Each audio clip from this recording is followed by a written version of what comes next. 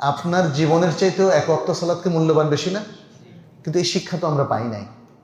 দেখেন, যে কোনো ফ্রিকুয়েন্টলি একটা ছেলে খবরের কাগজ পড়ছে, নামাজ বাদ। সিনেমা দেখছে, নামাজ বাদ। ফুটবল দেখছে, নামাজ বাদ।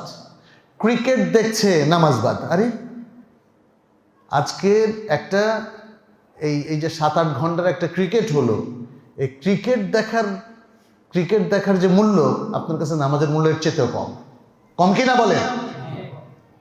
আল্লাহু আকবার। ফিতনা কোনটাকে বলি আসলে আমরা? এটা কি ফিতনা না? সবচেয়ে বড় ফিতনা তো এই যে আপনি দিনের মূল্য বুঝতে অক্ষম, দিনকে কোনোভাবেই মূল্যায়ন করছেন না। আপনার কাছে এক ওয়াক্ত সালাতের কোনো ওজনই নেই। দুনিয়ারে ছোট খাটো এটা ওটার বদলে আপনি সালাত তরক করছেন। তাহলে ঈমান ছাড়তে আপনার কতক্ষণ লাগবে? আমাদের মুসলিম কমিউনিটির কিন্তু এটা সবচেয়ে বড় ফিতনা এবং দুর্দশা।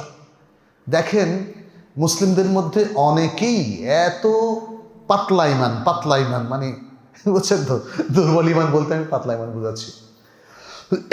ইমানদার সে কোরআন, সুন্নাহ, আমল, আখলাক সবই বেচে দিতে পারে, আর এখন দেশকেও বেচে দিতে পারে। দেখেন না, দেশের নাগরিক দেশের স্বার্থে কাজ করে না।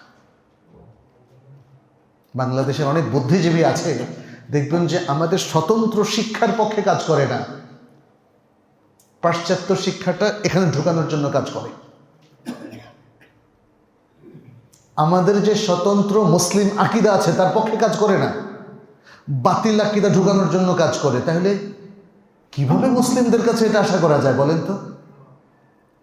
তাহলে আপনার ব্যক্তি সত্তা, আপনার মানসিকতা, আপনার স্বতন্ত্র সত্তা, স্বতন্ত্র মুসলিম মানসিকতা কোথায় গেল? ওটাকে হজম করে ফেলেছেন, বাথরুমে চলে গিয়েছে নাকি? তাহলে দেখেন, ফিতনা তো এটাই। যত ফিতনা হচ্ছে আপনি দেখেন সবকিছুর মূল কেন্দ্রবিন্দু হচ্ছে ইলমের অভাব, প্রপার ঈমান নাই আর তাকওয়া নাই।